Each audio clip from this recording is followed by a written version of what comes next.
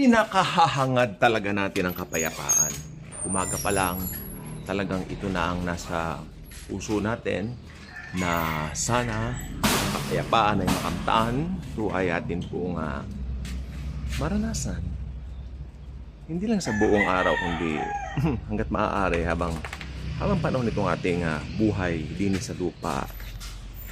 Ang kapayapaan po ay something na alam ninyo talagang parang dinidesire na ng bawat tao. Gagawa ng paraan ng tao para makamtan niya ito. Gagawa siya ng paraan para ang kapayapaan ay sumakan niya. No? At ayaw niyang mabuhay ng magulo. Diba? Yan naman po talaga yun. Which is normal. Don't get me wrong. That's normal. Kasi if you will say, I don't like peace, you are abnormal. And you are not normal then. Di ba? Be normal. Kasi gusto natin talagang mabuhay ng peace. Peace, peaceful. Ito po ay normal po, no? So ito po ay talagang dinidesire na po natin na mabuhay tayong mapayapa. Okay? So, teka, saan ko ba nalagay itong telepono ko? I'm gonna put it here. Ayan. Okay. Ano. Okay. So, ang kapayapaan po ay isang bagay na dinisenyo ng Diyos para sa lahat ng tao. Masyasyak kayo dyan. Yes. Pero bakit hindi mapayapa ang buhay ko? Sabihin ng iba. Bakit umaga pa lang bombarded na ang mind ko ng kung ano-ano mga bagay, kung ano-ano mga alalahanin, kabagabagan at suliranin. Minsan yung mga suliranin, mag-ingat kayo dyan ha. Minsan wala namang suliranin pero dito lang po natin inilalagay na may suliranin tayo. Pero ang totoo, matagal nang nasolve yung mga problema natin. And I am guilty of that. I'm guilty of that. Okay, so tingnan po natin mabuti. Himayin natin ayon sa scripture, sa Bible, no? Yung kapayapaan, ito ay nakadisenyo sa bawat Kristiyano. Ano? Oh yes. That's very true. Jesus designed this para sa ating mga mananampalataya. Pero at the same time, ang mundo meron ding ipinapangakong kapayapaan. Okay? Tingnan po natin. So, alam nyo, meron tayong mga puntos dito. Hindi ako nagkakamali, 5 puntos. Okay, tingnan po natin ang 5 puntos na ito na pag-aaralan natin ngayon. Number 1, real and perfect peace comes only from Jesus. John 14:27. So, nasaan ang John 14:27? Basahin natin mula sa Bible. John 14, 27. John 14:27. Ito po siya. Peace I leave with you. My peace I give to you. Not as the world gives do I give to you. Let not your heart be troubled, neither let it be afraid. Peace I leave with you, my peace I give to you, not as the world gives, do I give to you. Binigyang diin ni Jesus dito na binibigyan niya tayo ng kapayapaan. Hindi katulad ng kapayapaan na ibinibigay ng mundo. It means it's a false peace. Sabi pa niya, let not your heart be troubled, neither let it be afraid. Alam ng Panginoon na matatakutin by nature ang tao since nang mag-fall ang unang mga magulang natin, sila Adam and Eve, sila Eva at Adan. Okay? Since po mangyari po yung fall, naging matatakotin na po ang tao. Kaya doon parang nanakaw na yung kapayapaan. Okay? Number 2, Jesus emphasized the difference, makinig po mabuti, between His peace and the world's peace, which is a fake peace and a faulty peace. Ayun. John 14:27 pa rin ang verse. Tignan niyo ito, sabi niya, my peace I give unto you, not as the world gives. Okay, binigyan din ng Panginoon yung kaibahan ng ibinibigay niyang kapayapaan sa atin kumpara sa inaalok na kapayapaan ng mundo. Ang mundo nagsasabing payapa, pero ang totoo hindi.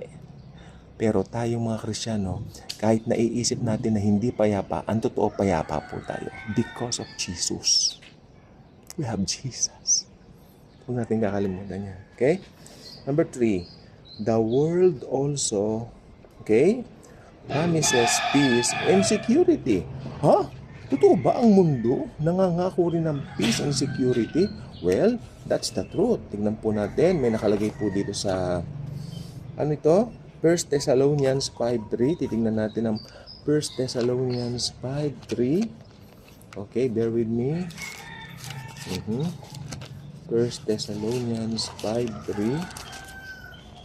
Natin mabuti. Okay? Ganun po yan. 1 Thessalonians 5.3. Ito po siya. Okay? So, nakalagay po sa Bible na nag-aalok din ng kapayapaan ng mundo. Oh, yeah. Tingnan mo ha. 1 Thessalonians 5.3. Sabi dito, for when they say, sabi ng Biblia, for when they say peace and safety, then sudden destruction comes upon them, mga unbelievers. Okay? As labor pains upon a pregnant woman, and they shall not escape. So, ang totoong kapayapaan nasa believers, hindi sa mundo, hindi sa mga hindi mananampalataya. Dahil ito ang sabi ng aklat na ito. Hindi magsisinungaling ang aklat na ito. Ang Biblia, sabi niya, ganon, gayon nga. Okay? For when they say, ano, ibig sabihin, ang mga tao mahiling magsabi, payapa ang buhay ko, payapa ang buhay ko. Pero ang totoo yung pag hindi ka mananampalataya, ang buhay mo ay hindi payapa. Okay? Ngayon, balikan natin ang context nito. Ano bang context nito? Pagdating ng tribulation, ang Antikristo ay mangangako ng kapayapaan. Pero ang totoo, hindi kapayapaan ang dala niya, kung hindi delubyo. Amen?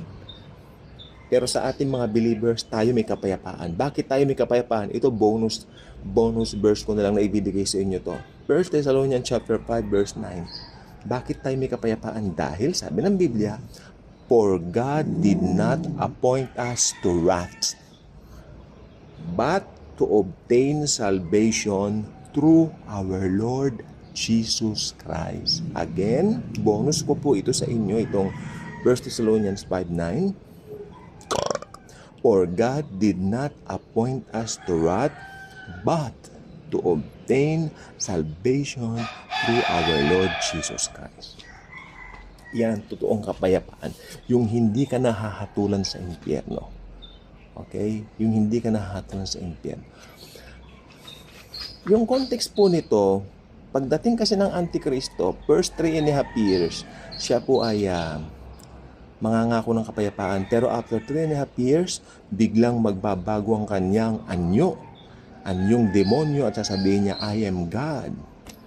Ang ayaw magpatatak at ayaw sumamba sa aking rebulto, mapupugutan ng ulo. Ayan po. Well, maa-apply ba natin ito sa church age? Yes. Meron din po mga tao ngayon na inaakala natin, itong taong ito, matutulungan ako, itong taong ito, ganito, aasahan ko. Pero pagdating ng time na yun, iba ng mood, iba ng ugali. Okay? Nangako, tutulungan kita, pumayapa ka na. Pero ang totoo, hindi ang revelation po sa atin ngayong araw na to, hindi tayo pwedeng umasa sa tao. Kay Jesus po tayo umasa. Well, tao naman si Jesus. Yes, nagkatawang tao, pero siya ay Diyos. Siya ay Diyos. Okay? 100% God, 100% man. Ang tawag dyan, hypostatic union. Ang tawag dyan. Pag kayo, katulad ko, papasok kayo sa Bible School, matututunan nyo po yan. Pero hindi ko po ginagamitan ng mga Bible School words dito para madalin ninyong maunawaan. Okay? Malalim yung mga napag-aralan namin doon, pero gusto kong i-share ko sa inyong paraan na madali lang. Okay? Yung remaining 2 na points, bukas ko na po ibibigay kasi napahaba po tayo. Tungkol sa peace pa rin ang pag-uusapan natin bukas, plus magbibigay ako ng mga ibang talata pa. Okay? So pumayapa po tayo sapagkat ang totoong kapayapaan natin, sabi ng aklat na ito, ay walang iba kundi ang Panginoong Jesucristo.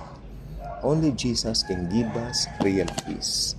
Okay, so tayo po ay mapayapa, very happy because of Jesus. Thank you very much sa panonood. Bless you.